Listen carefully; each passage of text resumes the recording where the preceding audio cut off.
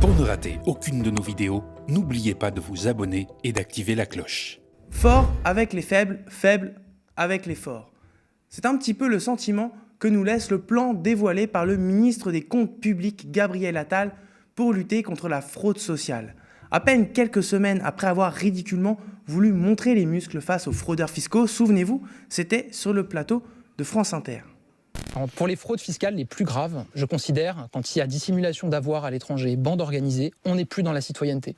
Et donc effectivement, je travaille avec mon collègue Éric Dupond-Moretti à une sanction d'indignité fiscale et civique. Ça veut dire que dans ces cas-là, la personne, pendant plusieurs années, n'aurait plus le droit à aucun crédit d'impôt, aucune réduction d'impôt et perdrait ses droits civiques, donc son droit de vote. Il y a un enjeu de constitutionnalité, donc on va saisir le Conseil d'État pour vérifier si c'est constitutionnel. Ça, c'est sur la sanction d'indignité fiscale et civique. Ensuite, il arrive qu'il y ait des condamnations par la justice pour fraude fiscale qui ne s'accompagnent pas de privation de liberté, de peine de prison par exemple. Et effectivement, ce que je dis, c'est que je souhaite que dans ces cas-là, désormais, il y ait une peine complémentaire de travaux d'intérêt général. Alors oui, c'est l'exemple du gros fraudeur fiscal qui va aller repeindre le centre des impôts, mais ça peut être aussi, vous voulez que le gros mais ça peut être aussi le commissariat, l'école, des travaux d'intérêt général. Il va aller peindre. Je pense que c'est important. Je pense que c'est pourquoi ces espèces de name and shame. Non, je pense que c'est pas d'anglais, Léa. Enfin, je pense que c'est symboliquement important. La honte qui double. Payer l'impôt, Léa Salamé, c'est un acte de citoyenneté. C'est un acte de civisme fiscal. Non, mais j'essaie de comprendre la philosophie. Je considère, les travaux d'intérêt général se sont développés massivement ces dernières années. Je ne vois pas pourquoi on pourrait les faire sur une certaine criminalité et pas sur une autre. Et donc je souhaite effectivement qu'on les développe. Alors voilà, désormais, le ministre des Comptes publics dévoile donc son nouveau plan contre la fraude sociale. Il a été dévoilé lundi 29 mai dernier dans un entretien accordé aux Parisiens. S'il dit ne vouloir stigmatiser personne, il a quand même annoncé un renforcement des conditions de résidence en France pour pouvoir bénéficier d'allocations sociales. Je cite, « Il faudra désormais passer 9 mois de l'année dans le pays contre 6 prévus actuellement pour bénéficier des allocations familiales ou du minimum vieillesse. De même pour les allocations personnalisées au logement, les APL, qui ne nécessitent que 8 mois de présence pour l'heure. » Il a dit qu'il voulait stigmatiser personne. Le gouvernement réfléchit également à une fusion entre la carte vitale et la carte d'identité afin de lutter contre les fraudes aux prestations de santé qu'il admet venir à 70% des professionnels de santé. Je cite encore, on peut imaginer un modèle où, à compter d'une certaine date, quand vous refaites votre carte d'identité, cela devient automatiquement votre carte vitale. C'est ce qu'a précisé le ministre, mais la CNIL s'est déjà montrée très réservée, notamment sur la question de la protection des données. Elle soupçonne, je cite, des risques importants pour les personnes en cas d'attaque informatique visant à récupérer les données biométriques des assurés sociaux. Alors, pour finir, il cible aussi les retraités hors de France, histoire de savoir si les morts ne continueraient pas à toucher leur retraite. Je plaisante, mais à peine.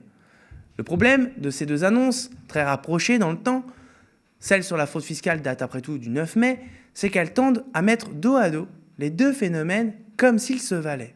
Pourtant, une étude quelque peu datée certes, puisqu'elle concerne l'année 2018, réalisée par l'Agence centrale des organismes de sécurité sociale, estime entre 6 à 8 milliards d'euros le manque à gagner pour l'État dû aux fraudes aux prélèvements sociaux.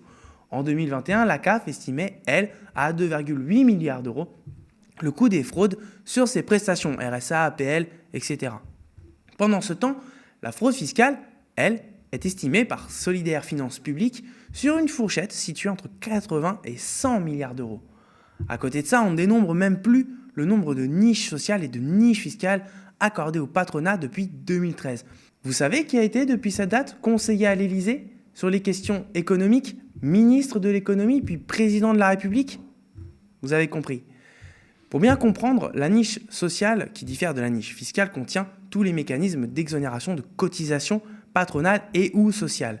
Les niches fiscales, c'est pareil, mais concernant les impôts sur le revenu ou sur le bénéfice des sociétés ou même encore sur les produits de capitalisation. Dans le projet de loi de finances 2022, on recensait quelques 471 niches fiscales pour un coût budgétaire de 91,4 milliards d'euros.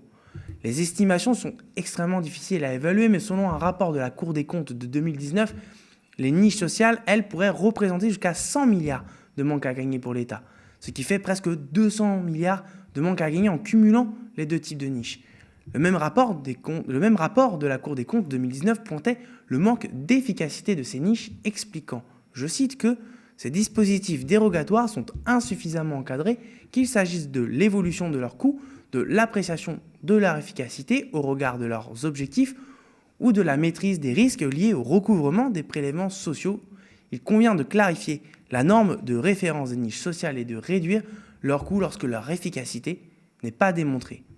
Est-ce que vous vous rendez compte de tous ces cadeaux fiscaux accordés aux entreprises et aux ménages les plus aisés, de toutes ces sources de recettes fiscales qui pourraient financer les services publics, la transition énergétique, voire même la caisse des retraites, et qui ont été coupées net par l'État et en premier lieu par Emmanuel Macron ou par ses sages conseils?